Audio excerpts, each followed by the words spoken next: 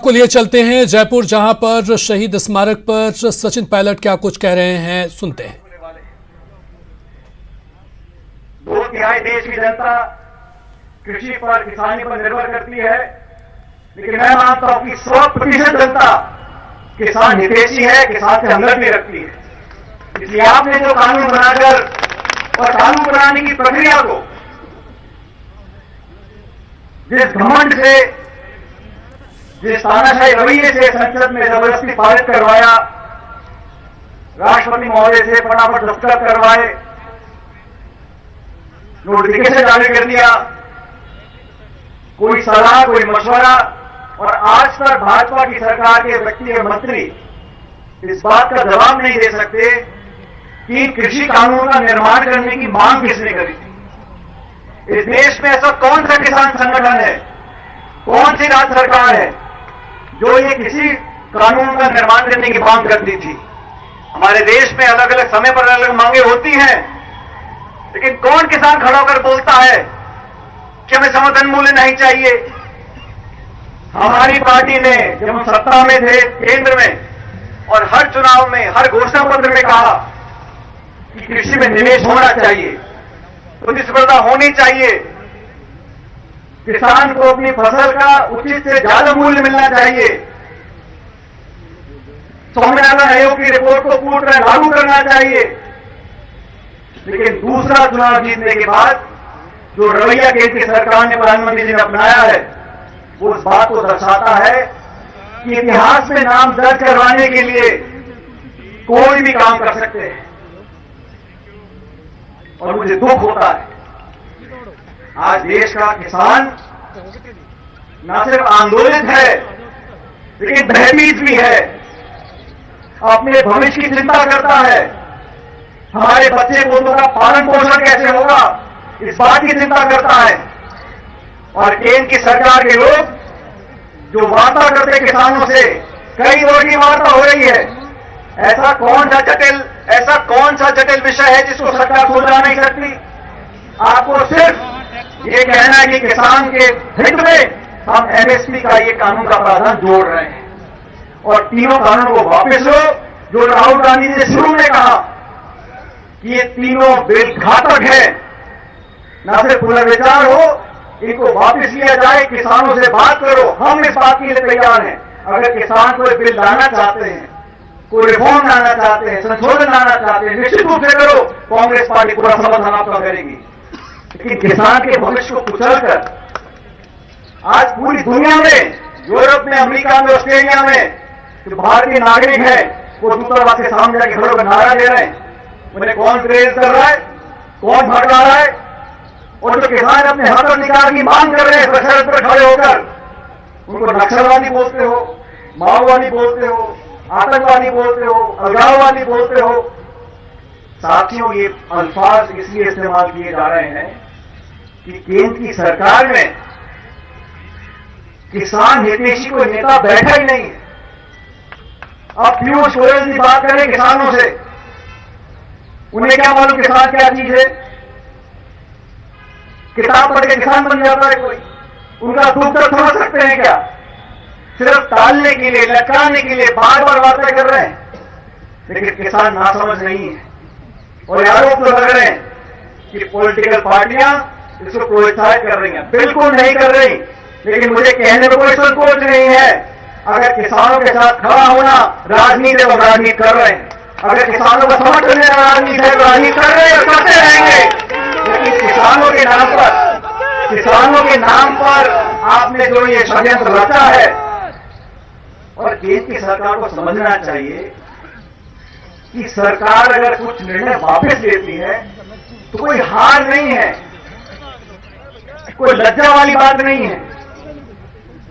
रास्ता ठीक करना, संशोधन करना, रोल बैक कर लेना, कानून वापस ले लेना, माफी मांग लेना, ये नेता का कद बढ़ाता है। हम धन्यवाद करेंगे कि सरकार अगर वापस लेते हैं वो, लेकिन लेने वाले इसलिए नहीं है क्योंकि ये लड़ गई है कि मैंने जो सोच लिया वो बिल्कुल सही है। अरे राजस्थान का किसान जो 6 बोरी अनाज पैदा करता है वो चंडीगढ़ जाएगा, दिल्ली जाएगा, मुंबई जाएगा, और प्रावधान ये दिया है, अगर उसका पैसा उसको नहीं देगा व्यापारी तो एसडीएम से बात करो। अब एसडीएम कलेक्टर को हर 2 बीघे के किसान की चिंता होगी जो किसी और प्रदेश से आया हुआ है। कोर्ट कचहरी आप जा नहीं सकते, कानून से आपके हाथ बांध दिए। और मैं समझता हूं आने वाले समय में जो लोग कृषि पर निर्भर थे वो ऐसे चंगुल में फंस जाएंगे, बड़े बड़े उद्योगपतियों के और बहुराष्ट्रीय कंपनियों के। यानी 10-20 साल के बाद हो सकता है 1-2 साल ऐसा काम ठीक निकल जाए, लेकिन जिस प्रकार से उन्होंने एयर इंडिया हो, बीएसएनएल हो, पीएससी हो, कोल इंडिया हो, रेलवे हो, हर चीज का निजीकरण करना। आप जब विपक्ष में थे तो खूब नारा देते थे स्वदेशी का, आज सब चीजों को आप गिरवी रख रहे हो, बेच रहे हो। आप जीएसटी का विरोध करते थे, आज उसकी वकालत करते हो। आप नरेगा पर मजाक उड़ाते थे, संसद में प्रधानमंत्री ने बोला कि नरेगा का कानून है, इतिहास का खंडर बनेगा। आप सब जानते हो ये कोरोना काल में प्रोफेसर चंद्रमा देखी, इस नरेगा ने राजस्थान और देश का पालन पोषण किया है। सोनिया गांधी ने निर्माण किया था कानून का, मनमोहन सिंह जी ने किया था। कैसे दोंगे लोग? लेकिन आज पूरे देश में अखिल भारतीय कांग्रेस कमेटी ने कांग्रेस पार्टी निर्णय लिया है और मैं समझता हूं डॉक्टर अफजल जी इस बारे में बताएंगे अभी। लेकिन आज का दिन एक शुरुआत होनी चाहिए, एक आंदोलन बनकर काम करना पड़ेगा हमें अकेले ब्लॉक में, और हम सब मिलकर किसान के हित की बात अगर करते हैं तो ये राष्ट्रवाद है, असली राष्ट्रवाद है। ये जो झूठे निकल बन के भाषण देते नागपुर से, वो राष्ट्रवाद नहीं है। इस काल में आप लेवल जिहाद के कानून बना रहे हो, आप शादी ब्याह पे चर्चा कर रहे हो और किसान के भविष्य को अंधेरे में धकेल रहे हो। इतिहास गवाह है साथियों, इस देश में अधिकांश किसान नेता कांग्रेस पार्टी से हुए, कुछ और दलों से हुए, लेकिन भाजपा से किसान नाम की चीज आज निकली नहीं है। किसान नेता भाजपा की कभी हो नहीं सकते। वोट लेना अलग बात है भ्रमित कर, लेकिन आज वास्तविकता का सामना करना पड़ेगा और हम सब एकजुट होकर इस रास्ते पर निकलेंगे। राजस्थान का किसान, देश का किसान आज अब उम्मीद रखता है। हम सरकार में राजस्थान में, हम सरकार में छत्तीसगढ़ में, पंजाब में, लेकिन जहां सरकार में नहीं भी है वहां भी हमें अपनी जिम्मेदारी का निर्वहन करना पड़ेगा। और जो राहुल गांधी, सोनिया गांधी जी ने कहा है कि इस लड़ाई को अंतिम छोर तक लेकर जाएंगे, हम भी देखते हैं कौन कितना जिद्दी है। या इनकारी सरकार जिद्दी है या हिंदुस्तान राजस्थान का किसान जिद्दी है। हम सब मिलकर आने वाले कुछ दिनों के अंदर इतना दबाव बनाएंगे, मुझे विश्वास है सभी लोग एकजुटता से अगर काम करेंगे, एक नारा देंगे एकता का और सारी बातें भूल कर किसान के नाम पर पूरे प्रदेश और देश में परचम रहेगा किसान का, तो केंद्र की सरकार का शीश झुकेगा और इन तीनों कानूनों को वापस लेना पड़ेगा। मैं धन्यवाद देना चाहता हूं एक बात ने डॉक्टर जी का, देवर साहब का, कि आपने सबको यहां पर आमंत्रित किया। लेकिन आज यहां से निकल कर जयपुर के बाद सभी जिलों में, ब्लॉकों में जाकर हमें लोगों को जागरूक करना पड़ेगा। और इस कठिन समय में याद रखो साथियों, जब चुनौती आती है, दुख होता है, संकट होता है, खतरा होता है, तभी अपने पढ़ाई का पता पड़ता है। हम लोग गांव में जाकर किसान के साथ खड़े होंगे, किसान समझेगा कि दिल्ली में बैठे लोग हमें बरगराने झूठ बोल रहे हैं और कांग्रेस हमारे साथ हमेशा कंधा खड़ा रहेगा। आज आप सब यहां पर आए, यहां पर धन्यवाद देना चाहता हूं और उम्मीद करता हूं कि हम लोगों ने जो आज संकल्प लिया है, जिस रास्ते पर निकले हैं, उसमें जीत किसान की होगी, जीत आप सब लोगों की होगी। बहुत बहुत धन्यवाद। जय हिंद, राम राम सर।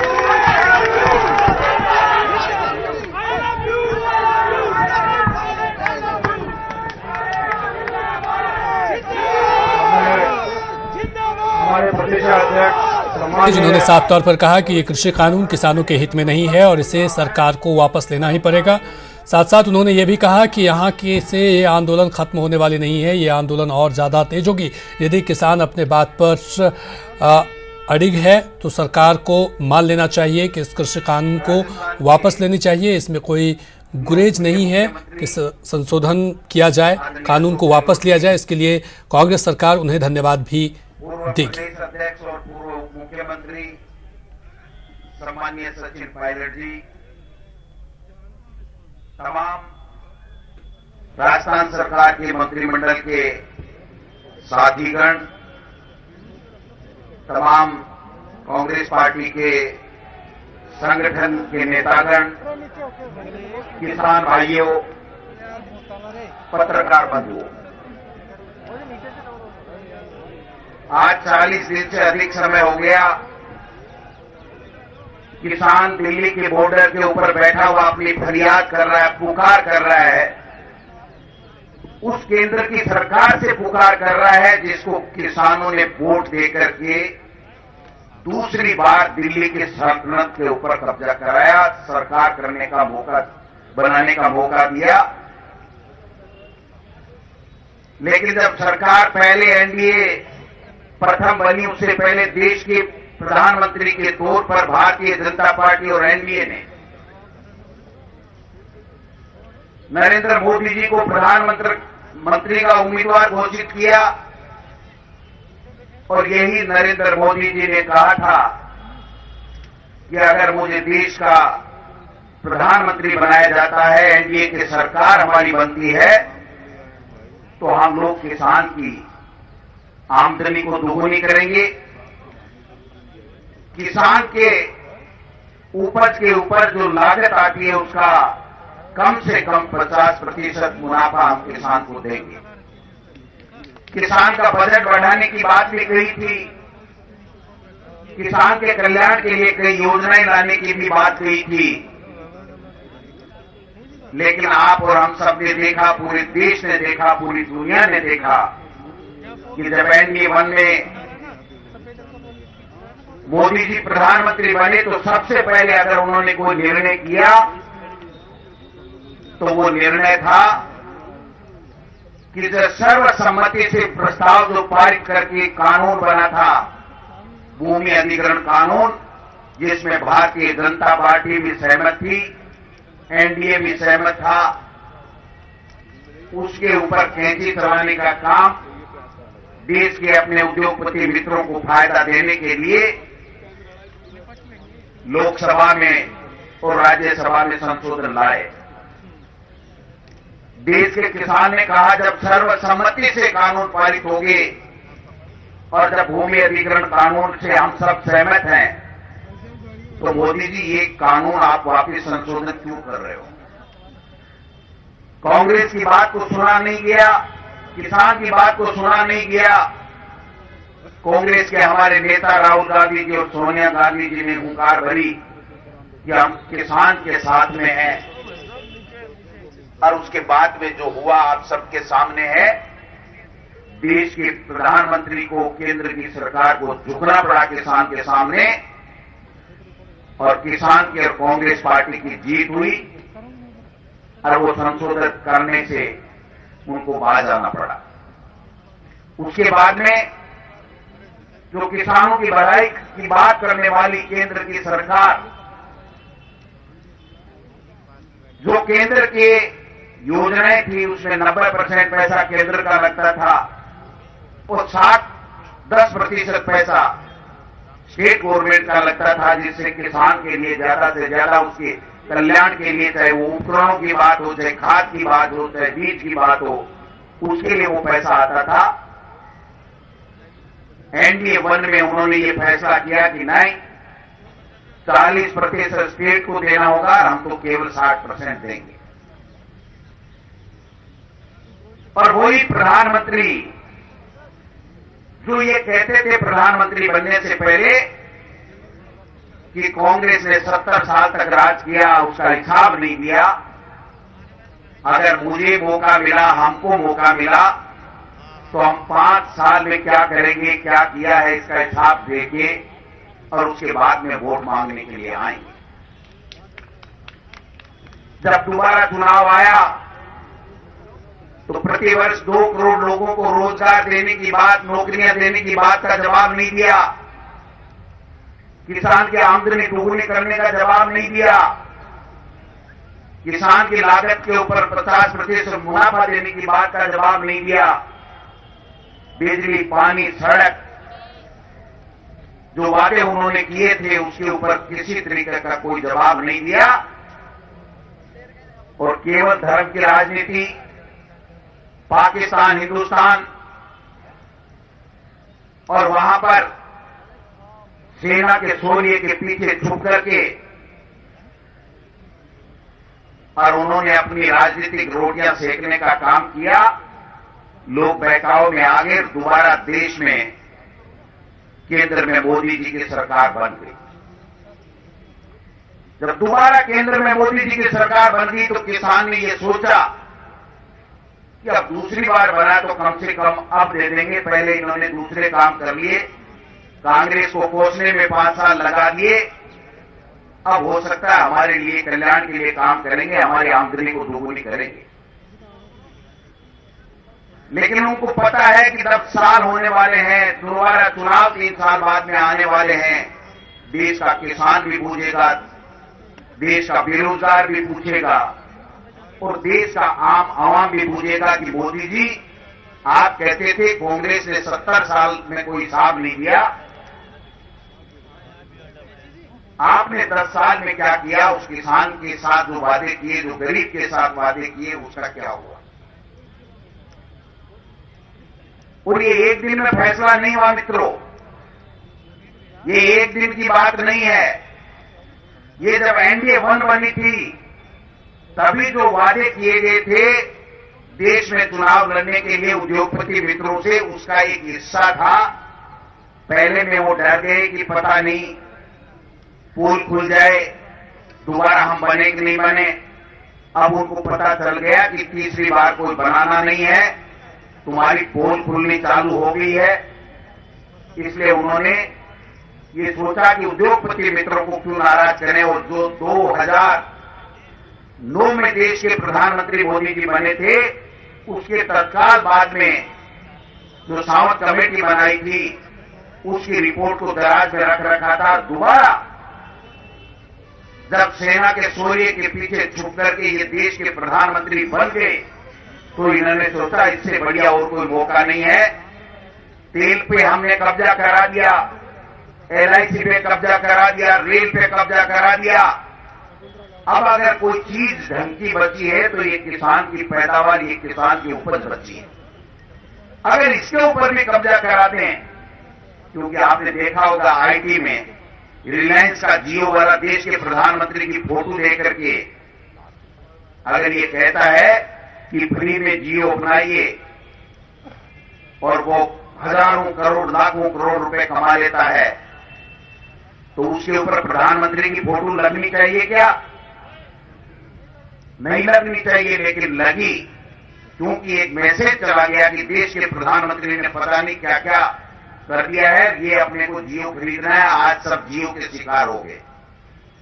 कितना जेब कट रहा है लोगों का आप सबको पता है। और जब दोबारा आए तो इन्होंने ये 3 काले कानून लेकर के आए। इस 3 काले कानूनों में क्या है, मैं 2 मिनट में अपनी बात रखना चाहता हूं। किसान का समर्थन मूल्य खत्म होगा, किसान की उपज के ऊपर उद्योगपतियों का कब्जा होगा, आपकी जमीन के ऊपर भी कब्जा करेंगे कि मैं कॉन्ट्रैक्ट करता हूं, 3 साल के लिए आपकी खेती मुझे किराए पे दे दीजिए, आपकी जितनी जमीन है उसमें अगर 2 लाख रुपए साल के आते हैं तो मैं आपको 3 लाख दे दूंगा। वो किसान चक्कर में आ जाएगा। भोला वाला किसान के 2 मिलते थे, अपने को 3 मिल जाएंगे। 1 साल मिल सकते हैं, 2 साल मिल सकते हैं। उसके बाद में जिंदगी में वो जमीन इस तरह की कर देगा केमिकल डाल के कि जिंदगी में वो बंजर हो जाएगी। 1 लाख 2 लाख छोड़िए, 10,000 रुपए की पैदावार उस जमीन में नहीं होने वाली। आज हम देख रहे हैं कि गांव में जो फसल लेता है वो भी कई बार फसल लेकर के जब पौने पौने दाम हो जाते हैं, ऊपर नीचे हो जाते हैं, तो वो भी पैसा नहीं चुका पाता। जब अडानी और अंबानी आपकी किसान की जमीनों के एजेंट आएंगे, खरीदेंगे, किस किसान को पैसा मिलेगा कोई पता नहीं, क्या भाव तय करेंगे। जमीन पे आने के बाद में उद्योगपति से लड़ने के लिए आपने कानून इस प्रकार का बना दिया कि आप SDM और कलेक्टर के जाओगे, सिविल कोर्ट में नहीं जाओगे तो SDM और कलेक्टर अडानी और अंबानी की बड़े लोगों की सुनेगा या किसान की सुनेगा, आप बता दीजिए। जब मंडी व्यवस्था खत्म हो जाएगी, FCI के साथ में करार कर लिया इन्होंने, अडानी और अंबानी ने 70% FCI के गोदामें के एग्रीमेंट हो चुके हैं। रेलवे के साथ एग्रीमेंट हो चुका है, हाई टेक्नोलॉजी के वहां पर गोदाम बनाए जा रहे हैं। आज 4 साल से गोदाम बन रहे हैं। मोदी जी, ये देश का किसान पूछना चाहता है वो गोदाम किसके लिए बन रहे हैं? अनाज के गोदाम बना करके क्या उसमें पेट्रोल और डीजल डालोगे? क्या डालोगे उसमें? जब अनाज डालने के लिए गोदाम बन रहे हैं तो निश्चित रूप से उसमें अनाज जाएगा किसान का, और वो किसान का अनाज अगर वो खरीदेंगे नहीं तो कहां से जाएगा?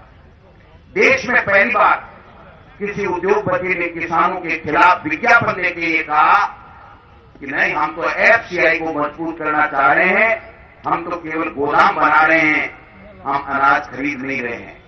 आप और हम में से पूछना चाहता हूं, जो सूरतगढ़ में अडानी का जो गोदाम बन रहा है उसमें कौन फसल डालने के लिए जाएगा? कौन बाजरा डालने जाएगा? कौन मूंगफली डालने जाएगा? कौन मूंग डालने जाएगा? और जब एफसीआई, जहां पर हमारे गरीब को मिलने वाला गेहूं, चावल, अनाज पड़ा रहता है, अगर 70% का समझौता उन्होंने एमओयू कर लिया तो आपके जो एमएसपी पे खरीदने वाला अनाज है उसको रखने के लिए जगह नहीं मिलेगी, और जब रखने के लिए जगह नहीं मिलेगी तो फिर सरकार खरीदेगी। ये वही बात है मित्रों